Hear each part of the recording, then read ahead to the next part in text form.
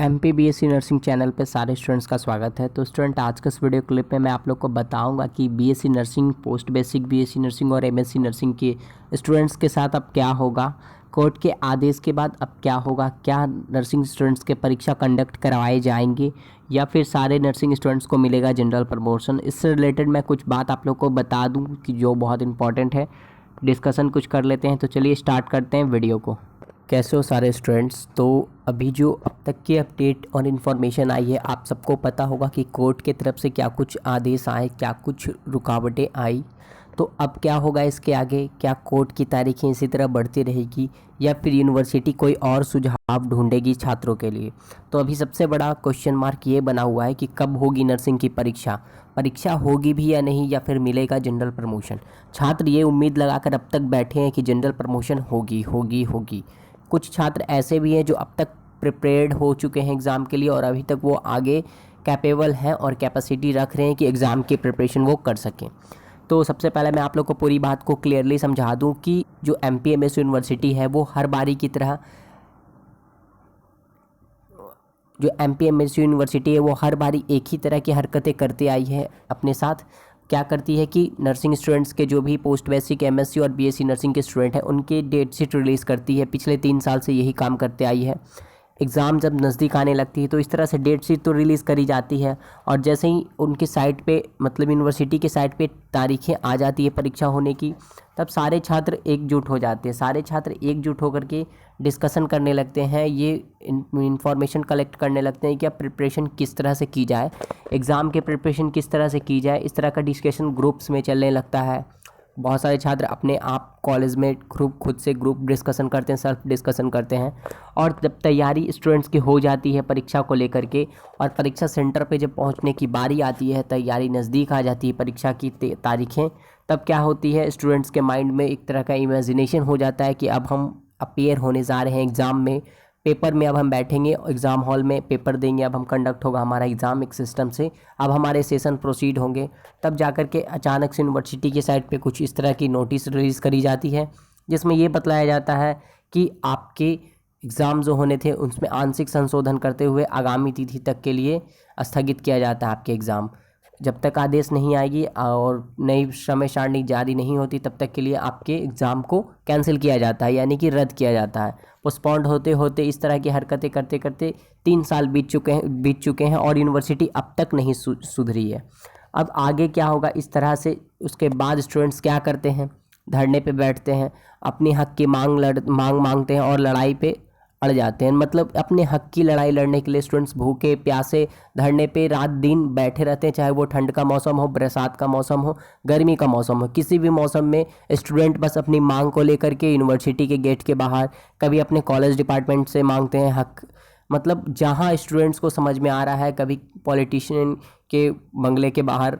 तो स्टूडेंट से जितना कुछ बन पड़ रहा है स्टूडेंट्स करते आ रहे हैं अब तक।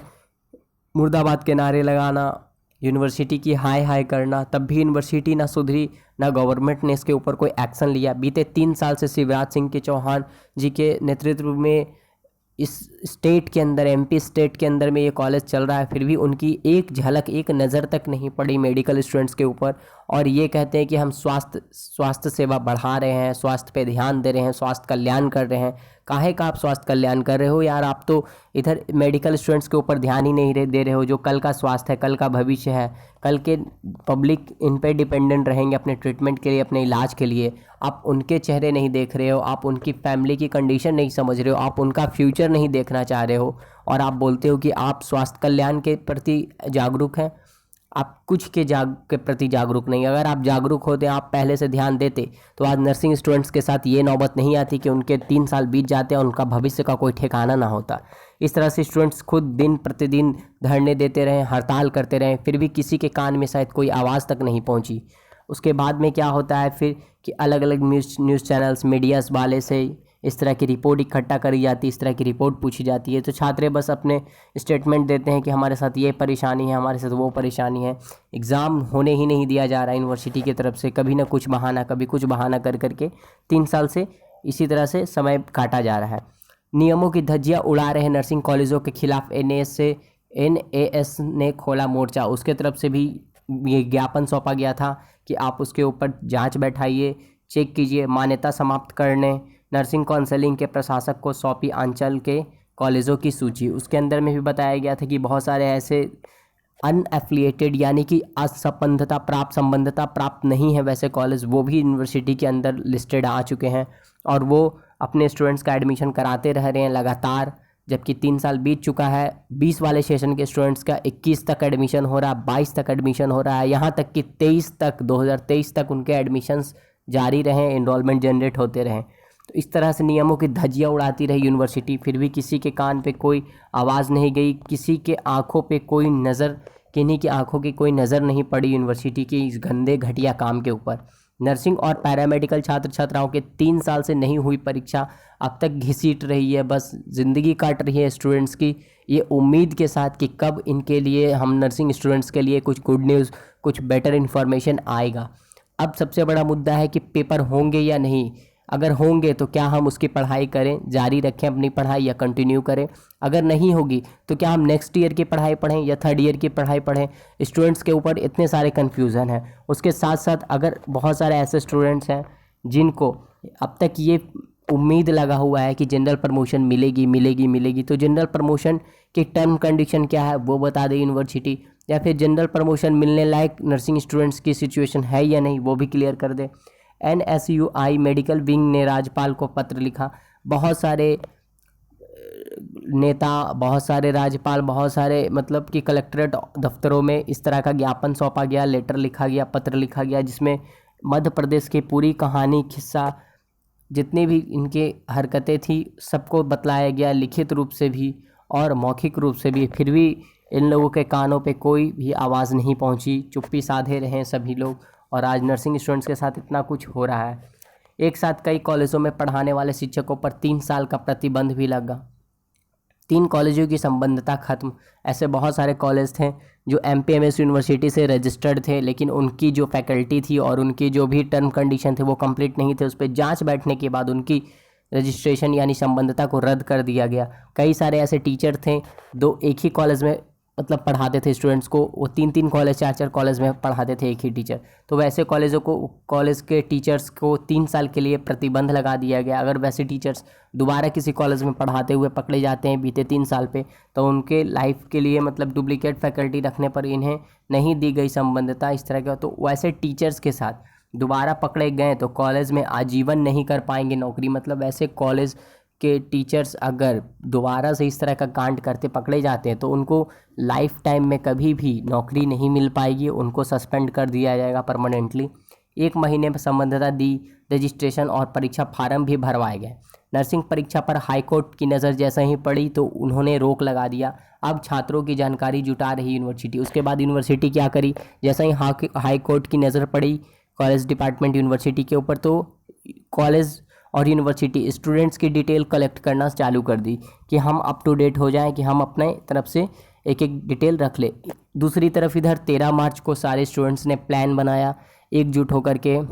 NSI अपने जो छात्र नेता संघ के द्वारा, नर्सिंग छात्र संघ के द्वारा सारे छात्र ने बनाया कि MP में सब लोग धरना देंगे एक जगह इकट्ठा होकर। वहाँ पे जब आवाज़ उठाने की बात आई तब छात्रों का कुछ मुख्य मांग था। छात्रों की तरफ से इतने सारे 3 मांग रखे गए थे, इनको लेकर के चलो भोपाल के नारे के साथ 13 मार्च दिन सोमवार को सारे छात्र इकट्ठा होने की बनाए सूची। तो उस पर नज़र पड़नी थी सरकार की। तो जो आपके स्वास्थ्य चिकित्सा मंत्री हैं विश्वास सारंग जी, उनके नज़र कुछ पल के लिए पड़े, लेकिन उन्होंने भी बस यही संभावना दी कि कोर्ट की तरफ से कुछ अच्छे फैसले आएंगे, आप धैर्य रखो। लेकिन कोर्ट की तरफ से क्या न्यूज़ आई ये सारी इन्फॉर्मेशन आप लोग को पता है। सारे छात्राओं ने मिलकर के धरना प्रदर्शन किया था, वहाँ पे पुतले भी फूके, लेकिन इन सब का कोई मतलब नहीं निकल करके आया, इन सब से कोई फ़ायदा नहीं हुई। फिर अगले दिन जैसे ही कोर्ट की हियरिंग हुई उस दौरान ब्रेकिंग न्यूज़ बन करके यही आया कि नर्सिंग परीक्षाओं पर लगी रोक हटाने से इनकार कर दी है हाई कोर्ट ने।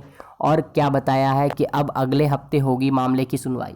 अगले हफ्ते यानी कि 23-24 तारीख के बीच में हो सकती है। उसके लिए स्पेशल डेट अनाउंस नहीं करी ये हाई कोर्ट ने। वो भी ख़ास तारीख अगर बताती तो राहत भरी कुछ खबर होती छात्रों के लिए।